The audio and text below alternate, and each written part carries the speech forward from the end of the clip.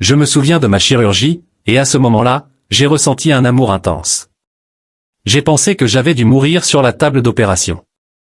Mon esprit scientifique et analytique s'est ensuite activé. Attends une minute, si je suis morte, que signifie tout cela? D'abord, je ne crois en rien.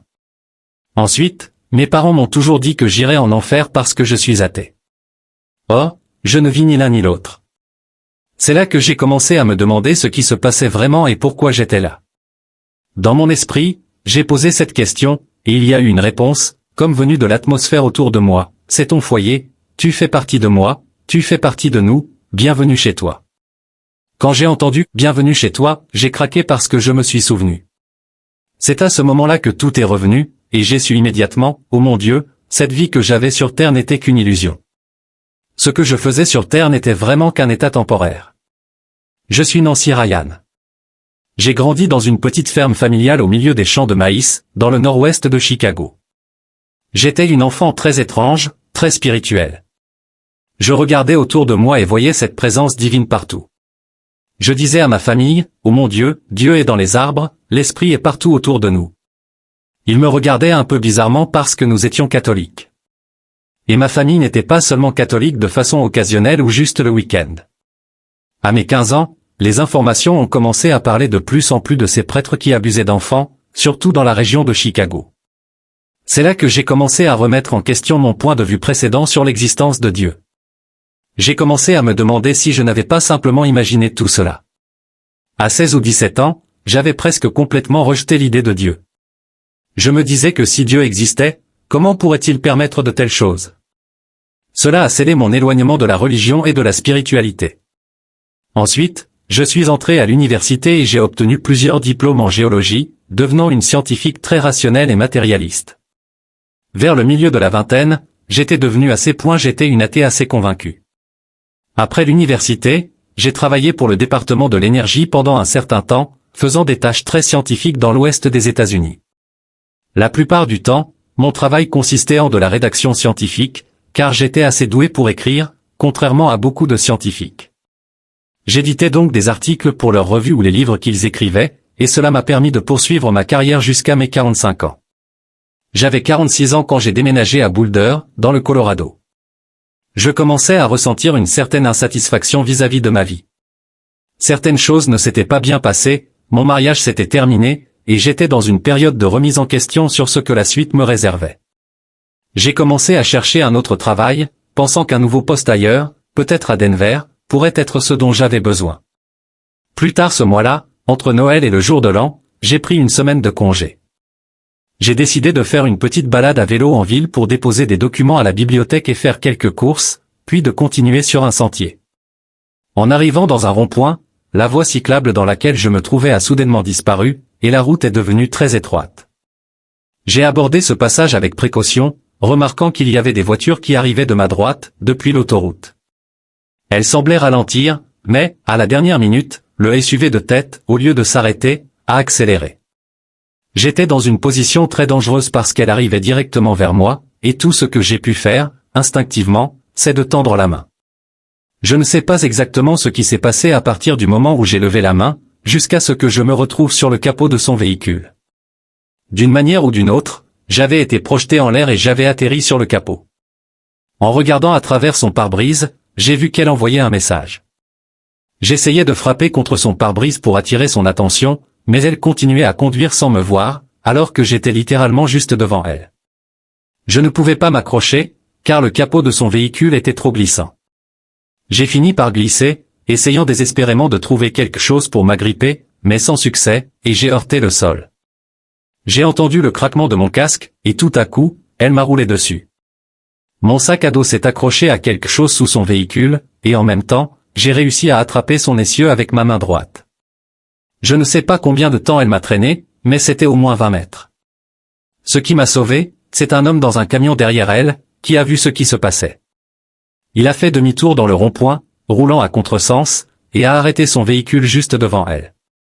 C'est à ce moment-là que j'ai vraiment eu l'impression de lui devoir la vie. Dès qu'elle s'est arrêtée, j'ai commencé à essayer de me dégager de sous la voiture. J'ai réussi à sortir mes épaules de sous le capot, et c'est là qu'une femme est arrivée en disant « Je suis infirmière, ne bougez pas ». J'ai pensé, ce n'est pas si grave, je vais juste me lever et partir, mais elle m'a dit, non, vous avez eu un grave accident. Je veux que vous restiez allongé. Quand les ambulanciers sont arrivés, ils ont commencé à examiner mon état de santé, et dès qu'un des secouristes a touché le côté de mon cou, j'ai crié de toutes mes forces tellement la douleur était intense. C'est à ce moment-là que j'ai réalisé à quel point j'étais vraiment blessé. Ils m'ont amené au centre de traumatologie où ils ont constaté une blessure à la tête, une clavicule fêlée, 5 côtes cassées à plusieurs endroits, un poumon affaissé, mais les principales blessures étaient au niveau de mon cou et de mon dos. Le médecin m'a dit que chaque apophyse dans mon dos était fissuré et que j'avais des dommages importants aux vertèbres cervicales et aux vertèbres lombaires. Ils ont alors appelé un chirurgien qui a décidé qu'il pouvait réparer cela, en enlevant les morceaux cassés et en installant des tiges en titane de chaque côté de ma colonne vertébrale. La chirurgie était prévue pour le lundi suivant, 3 jours après l'accident. J'avais une peur incroyable de la mort, la plus grande peur de ma vie, une peur paralysante qui m'empêchait de vivre pleinement. Approcher de cette opération me terrifiait. J'étais presque convaincu que je n'allais pas m'en sortir. Ils m'ont conduite dans la salle d'opération, et une fois installée sur la table, l'anesthésiste est venu pour m'endormir. Dès qu'il a administré le produit, en à peine 3 secondes, je commençais déjà à m'assoupir. Pour une opération habituelle, j'en avais déjà subi quelques-unes auparavant, c'était simplement le vide, le néant, puis on me réveillait dans la salle de réanimation. Mais cette fois, en fermant les yeux, je me suis senti encore plus éveillé qu'avant l'anesthésie, et j'ai réalisé qu'il se passait quelque chose d'étrange. Quand j'ai ouvert les yeux, je me suis retrouvé sur une belle colline, comme dans une prairie avec de l'herbe basse et des fleurs tout autour de moi. Je regardais au loin des chaînes de montagnes qui s'étendaient en vagues successives. Je me suis dit, eh bien, c'est une hallucination assez cool. Je pourrais vivre ça pendant la chirurgie. Mais ce que j'ai remarqué en premier, c'était une vague de paix qui m'envahissait. Ça ressemblait à cette chaleur douce qu'on ressent en se tenant près d'un feu de cheminée, qui semble pénétrer en vous. C'était comme si on me prenait dans les bras, avec un sentiment d'acceptation totale et un amour inconditionnel qui se déversait en moi. C'était puissant. C'est là que j'ai compris qu'il se passait quelque chose d'anormal. Je me suis dit, oh mon Dieu, je suis morte. J'ai pensé que j'étais morte sur la table d'opération. Mon esprit scientifique s'est ensuite réveillé, attends une minute, si je suis morte, qu'est-ce que tout ça signifie? Parce que, premièrement, je ne crois en rien, et, deuxièmement mes parents m'avaient dit, tu vas aller en enfer parce que tu es athée maintenant. Mais je ne vivais aucune de ces expériences-là, et c'est là que j'ai vraiment commencé à me demander ce qui se passait, pourquoi j'étais là. J'ai posé cette question dans mon esprit, et il y a eu une réponse à cette pensée. La réponse semblait venir de l'atmosphère autour de moi, et c'était quelque chose comme, c'est ta maison. Tu fais partie de moi, tu fais partie de nous. Bienvenue chez toi. Quand j'ai entendu ce « bienvenue chez toi », j'ai craqué, parce que tout m'est revenu. J'ai immédiatement compris, oh mon Dieu, cette vie que j'avais sur Terre n'était qu'une illusion. Ce que je faisais là-bas sur Terre n'était qu'un état temporaire, et ceci, ici, est la réalité. C'était comme une évidence. À cet instant, j'ai vu quelqu'un apparaître dans une sorte de brouillard. Elle était très éthérée, à peine humaine, avec ce qui semblait être de longs cheveux, mais je ne pouvais jamais voir son visage, car ce n'était pas à propos d'elle, c'était à propos de moi et de ce que je devais apprendre. Et c'est ce qu'elle m'a dit, il est temps pour toi d'apprendre ce que tu dois apprendre pour revenir et faire de ta vie quelque chose qui mérite d'être vécu. Ce sont presque ces mots exacts.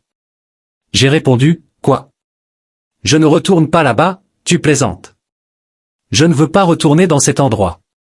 Elle a dit, eh bien, tu as déjà accepté de revenir. J'ai protesté, en retrouvant un peu de cette rébellion que j'avais étant plus jeune, où je défiais toujours mes parents. Je la défiais en disant, je ne veux pas y retourner, et je ne me rappelle pas avoir accepté de revenir. Elle a dit, tu l'as fait avant de naître dans cette vie, et laisse-moi te montrer. C'était comme une scène de film étrange, devant moi, dans l'air, un écran est apparu, comme dans un cinéma. Elle m'a montré moi-même, planifiant ma vie avant ma naissance. En quelque sorte, l'expérience était déjà planifiée, et j'ai pu voir cela. À un moment donné, j'ai regardé derrière moi, et tout ce qu'il y avait, c'était du brouillard, un gris brumeux, alors que devant moi, c'était vibrant, comme une forêt, un canyon, une montagne peut-être, je ne sais pas. Mais derrière moi, il n'y avait rien. Je lui ai demandé, qu'est-ce que ça veut dire? Elle a répondu, l'endroit où tu es maintenant n'est pas la réalité ultime où tu vas aller. C'est une sorte de elle a appelé ça un lieu d'attente. Elle a expliqué, dans cet endroit, c'est ton espace d'apprentissage. Ici, nous créons un environnement confortable pour toi, avec des choses que tu aimes, des lieux où tu te sens bien, pour que tu puisses apprendre ce que tu dois apprendre afin de revenir et faire de ta vie quelque chose qui en vaille la peine. Elle m'enseignait des choses, non seulement sur ce lieu spirituel où je me trouvais, mais aussi sur le fait que tout était basé sur une structure énergétique, et non physique. Tout ce que tu vois autour de toi est une illusion, disait-elle. Plus j'y pensais, plus je savais que c'était vrai. En réalité, j'étais sur la table d'opération pendant tout ce temps, car mon cœur s'était arrêté, mon rythme cardiaque avait chuté, et j'avais fait un arrêt cardiaque. Cette période de flatline n'a duré qu'environ 2 minutes. Mais dans cet autre lieu, pour parcourir tous les endroits et apprendre tout ce que j'ai appris, cela aurait pris 2 ou 3 mois si l'on devait le vivre ici. C'était comme une expérience éternelle, une perception du temps complètement différente. Ce que j'en ai retiré, c'est que ce n'est pas que le temps passe différemment, c'est qu'à ce niveau spirituel, ils sont en dehors de notre perception du temps. Je me suis retrouvé dans un endroit où, tout autour de moi, je voyais la carte de ma vie. C'était comme une carte virtuelle, un peu comme une ancienne carte nautique étendue tout autour de moi, et j'étais au centre. Il y avait une grande rose des vents au milieu. Je regardais tout autour de cette carte, et je pouvais voir différents chemins s'étendre d'un bout à l'autre. Je savais que ces chemins représentaient les différentes routes que j'avais prises, ou que j'aurais pu prendre jusqu'à ce point de ma vie. Et il y avait d'autres chemins qui s'étendaient à partir de là où je me trouvais, mais tous menaient finalement au même endroit. Le but de cet enseignement particulier était d'abord de montrer qu'on peut emprunter plusieurs chemins dans la vie, et qu'ils nous mènent tous, en fin de compte, au même endroit. Il ne s'agit pas tant de suivre un bon chemin. Ensuite, j'ai remarqué que cette rose des vents était centrée, de façon figurative, dans la région de mon cœur. Et l'enseignement que j'ai reçu là-dessus, c'est que l'on ne doit pas seulement utiliser notre cerveau pour prendre des décisions, mais aussi plonger plus profondément dans ce que l'on pourrait appeler l'intuition, ou cette connaissance intérieure. Elle a dit, équilibre. Ces 2 aspects pour prendre des décisions d'une manière holistique, et pas seulement analytique. Jusque-là, je n'y avais jamais prêté attention. Après cela, j'ai vécu ce que les gens appellent une revue de vie. À l'époque, il faut comprendre que je ne connaissais aucun de ces termes, je n'avais jamais entendu parler d'expérience de mort imminente ou de revue de vie, tout cela m'était inconnu. Elle m'a emmené à travers une vallée sinueuse jusqu'à ce qui ressemblait à un étang dans les montagnes. Elle m'a dit, je veux que tu t'agenouilles au bord de l'étang et que tu touches simplement la surface de l'eau. Alors, je l'ai fait, et je me suis assise en arrière, sur mes talons, en regardant la surface et les ondulations qui s'étendaient. À la surface, il y avait de petits fragments, comme de petites vidéos, des moments spécifiques de ma vie terrestre. Quand je me concentrais sur l'un d'eux, j'y étais à nouveau. Ce n'était pas comme si je regardais depuis l'extérieur, j'étais vraiment dans ce moment, le vivant de nouveau, non seulement depuis mon point de vue, mais aussi du point de vue des autres. Et je pouvais ressentir tout ce qu'ils ressentaient, comme si c'était moi. Ça m'a vraiment touché, car il y avait des moments où j'avais aidé quelqu'un ou dit quelque chose de gentil, et je pouvais sentir l'esprit de cette personne s'élever, ressentir leur joie grâce à ce geste. Et je pouvais aussi voir les répercussions de ces actions positives. Par exemple, si je disais quelque chose d'encourageant à quelqu'un, je voyais ensuite comment cela les inspirait à être plus positifs avec les autres. L'enseignement ici était que chaque interaction, chaque action a un impact sur les gens autour de nous, non seulement physiquement, mais aussi de manière énergétique et spirituelle, qu'elle soit verbale ou non. Donc, il est important d'être conscient de l'impact que nous avons sur les autres. D'un autre côté, cette revue de vie incluait aussi des choses moins bonnes que j'avais faites, pour que j'en tire des leçons.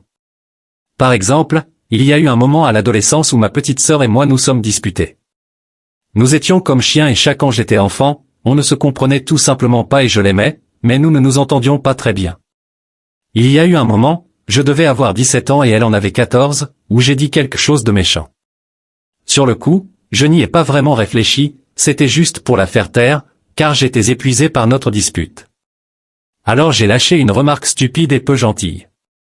Elle n'a pas réagi, du moins, je n'ai rien remarqué sur le moment. Elle est simplement partie. Mais pendant ma revue de vie, j'ai ressenti la douleur que mes mots lui avaient causée, et ça, c'est la deuxième chose qui me marque toujours.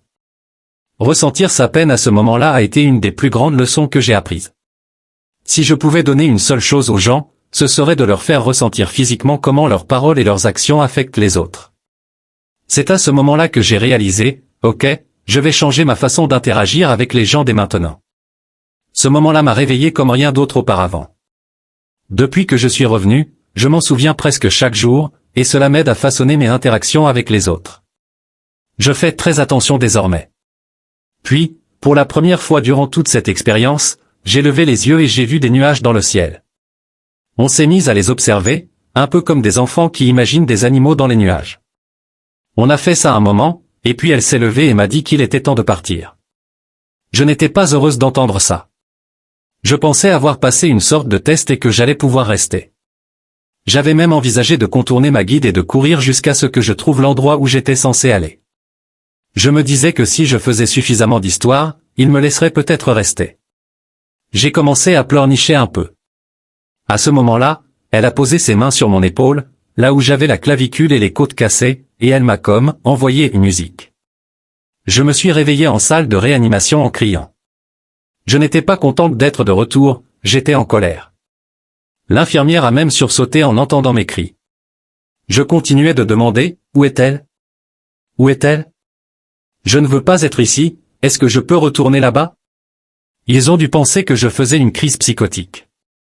L'anesthésiste est venu pour me calmer, et j'ai continué de demander, pouvez-vous la ramener? S'il vous plaît, pouvez-vous la ramener? Ils n'avaient aucune idée de qui je parlais. Ils sont allés chercher une amie qui m'attendait dans la salle d'attente, pensant que c'était d'elle que je parlais. Quand elle est arrivée, j'ai dit, ce n'est pas elle que je veux voir. J'étais désemparé. Enfin, mon esprit rationnel a pris le dessus, et j'ai compris qu'il ne pouvait pas comprendre ce que j'avais vécu.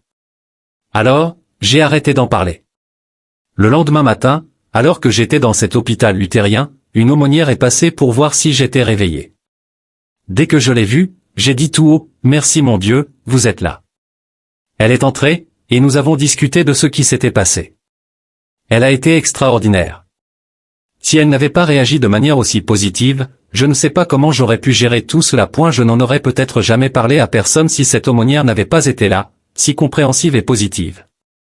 Elle m'a expliqué calmement que j'avais fait une expérience de mort imminente, NDE. À ce moment-là, je ne savais même pas ce que c'était. Elle m'a dit, les gens meurent, on les ramène, et ils ont ces expériences. C'était la première fois que j'entendais parler des NDE.